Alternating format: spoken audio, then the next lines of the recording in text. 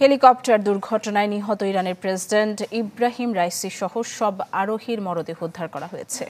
দাফনের জন্য মরদেহ নেওয়া হচ্ছে পূর্ব আজারবাইজান প্রদেশের তাবরিজে।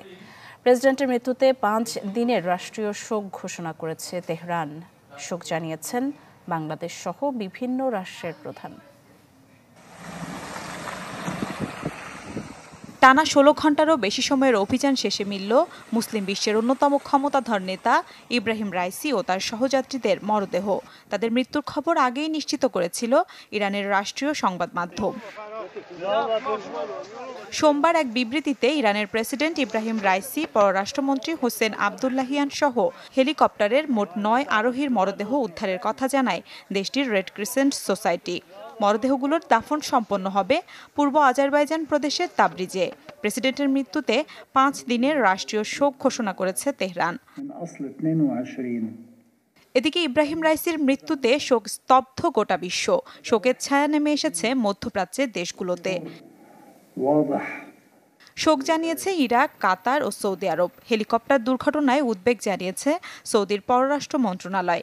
এছাড়া তুরস্কের রাষ্ট্রপতি রিসেপ তায়েব এরদোয়ান জানান, ইরানের সরকার ও জনগণের পাশে আছে তার দেশ। সমবেদনা জানিয়েছেন ইউরোপিয়ান কাউন্সিলের সভাপতি চার্লস মিশেল। অন্যদিকে রাশিয়ার পররাষ্ট্রমন্ত্রী সের্গেই ল্যাভরভ বলেছেন, রাইসি ছিলেন রাশিয়ার প্রকৃত ও আস্থাশীল বন্ধু। চীনের প্রেসিডেন্ট শি জিনপিং বলেছেন, রাইসির মৃত্যুতে একজন ভালো বন্ধু হারিয়েছে তার দেশ। শোক জানিয়েছেন ভেনেজুয়েলা, মিশর, শ্রীলঙ্কা, সিরিয়ার প্রেসিডেন্ট, জর্ডানের রাজা, ইরাক ও আরব আমিরাতের প্রধানমন্ত্রী ও কাতারের আমির। একদিনের রাষ্ট্রীয় শোক ঘোষণা করেছে পাকিস্তান। টুইট করেছেন ভারতের প্রধানমন্ত্রী নরেন্দ্র মোদী। এছাড়া ইরান সমর্থিত হিজবুল্লাহ রাইসিকে শহীদ হিসেবে উল্লেখ করেছে। সমবেদনা জানিয়েছে ফিলিস্তিনের স্বাধীনতাকামী সংগঠন হামাসও। শোক জানিয়ে বিবৃতি দিয়েছে ইয়েমেনের হুথি বিদ্রোহীরাও। তবে ইরানের প্রেসিডেন্টের মৃত্যুতে এখনও নিশ্চুপ যুক্তরাষ্ট্র। রোববার আজারবাইজানে একটি বাঁধ উদ্বোধন করেন 63 বছর বয়সী ইরানের এই প্রেসিডেন্ট। সেখান থেকে ফেরার পথে উত্তর পশ্চিমাঞ্চলের সীমান্তবর্তী শহর জোলফাই বিধ্বস্ত হয় প্রেসিডেন্টকে বহনকারী বেল 212 হেলিকপ্টার। মিলা খন্দকার, চ্যানেল 24। দর্শক, এই মুহূর্তে তেহরান থেকে আমাদের সাথে সরাসরি যোগ দিচ্ছেন গণমাধ্যম কর্মী সোহেল আহমেদ। সোহেল, শুরুতেই যে বিষয়টি জানতে চাইবো যে ইব্রাহিম রাইসির মৃত্যুতে তেহরানের মানুষের মাঝে আসলে কি ধরনের প্রতিক্রিয়া দেখা যাচ্ছে? ধন্যবাদ আপনাকে। তেহরানে এই মৃত্যুর খবর প্রচার করার পর থেকেই মসজিদ সহ ধর্মীয় স্থানগুলোতে মানুষের সমাবেশ লক্ষ্য করা যাচ্ছে। সেখানে দোয়া মাহফিল হচ্ছে এবং অনেকেই কান্নায় ভেঙে পড়ছেন। পাশাপাশি সারা দেশের অফিস আদালতে এক ধরনের শোকাবহ পরিবেশ লক্ষ্য করা যাচ্ছে। একজন অপরজনকে শোক বার্তা দিচ্ছেন এবং শোক সম্বর্ধনা জানাচ্ছেন। এর বাইরে স্বাভাবিকভাবে এই প্রেসিডেন্ট ছিলেন অত্যন্ত জনপ্রিয় এবং কর্মঠ একজন মানুষ। সবার হৃদয় কেড়ে নিয়েছিলেন তিনি নানা কাজের মধ্য দিয়ে। যখন তিনি প্রধান বিচারপতি ছিলেন, দুর্নীতির বিরুদ্ধে তার যে অভিযান, দুর্নীতির বিরুদ্ধে যে পদক্ষেপ, সেগুলো প্রশংসিত হয়েছিল। প্রেসিডেন্ট হওয়ার পর তিনি নিত্যপণ্যের দাম কমানোর জন্য অত্যন্ত সচেষ্ট ছিলেন। পাশাপাশি এমন কিছু পদক্ষেপ নিচ্ছিলেন যেগুলো দীর্ঘমেয়াদে দেশের জন্য উন্নয়নে সহায়ক ভূমিকা পালন করবে। আপনি জানেন যে তিনি যে আজারবাইজান প্রদেশে গিয়েছিলেন, সেখানেও গিয়েছিলেন একটি যৌথ বিদেশি প্রজেক্টের উদ্বোধনের কাজে।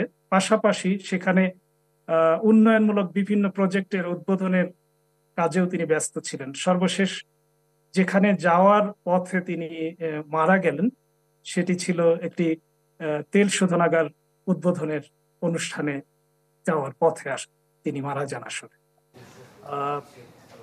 এর বাইরে বিভিন্ন দেশ থেকে যে শোক বার্তা আসছে, সেগুলো ইরানের রাষ্ট্রীয় টেলিভিশন এবং গণমাধ্যমে এখন প্রচার করা হচ্ছে। আপনি জানেন যে 5 দিনের শোক ঘোষণা করেছেন ইরানের সর্বোচ্চ নেতা।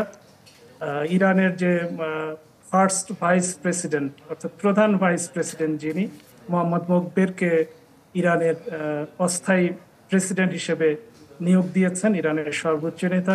পাশাপাশি পররাষ্ট্রমন্ত্রীর জায়গায় ভারপ্রাপ্ত পররাষ্ট্রমন্ত্রী হয়েছেন উপপররাষ্ট্রমন্ত্রী আলী বাকেরি। সোহেল, মুসলিম বিশ্বের অন্যতম ক্ষমতাধর একজন নেতার এমন আকস্মিক মৃত্যু, এই মৃত্যুটিকে কি ইরানের সাধারণ জনগণ কি দুর্ঘটনা হিসেবে দেখছেন?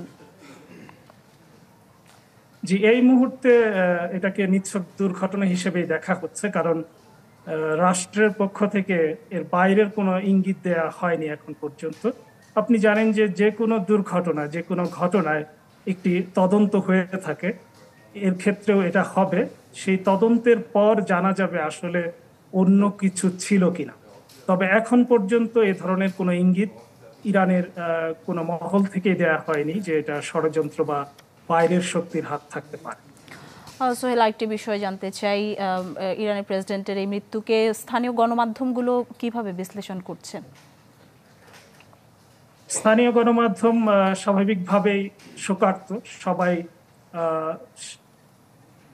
কালো ব্যানার লাগিয়েছে তাদের স্ক্রিনে, অর্থাৎ টেলিভিশনগুলোর স্ক্রিনে আপনি এখন কালো ব্যানার দেখতে পাচ্ছেন। শোকের গান প্রচার করা হচ্ছে। পত্র পত্রিকায়, এরই মধ্যে অনলাইন পত্র পত্রিকায় তার জীবনী প্রচার করা হচ্ছে, প্রকাশ করা হচ্ছে। পাশাপাশি উনার যে কর্মকাণ্ড ছিল, নানা পদক্ষেপ ছিল, সেগুলোর বিশ্লেষণ চলছে। সবাই আসলে শোকে মুহ্যমান। সোহেল আহমেদ, অনেক ধন্যবাদ।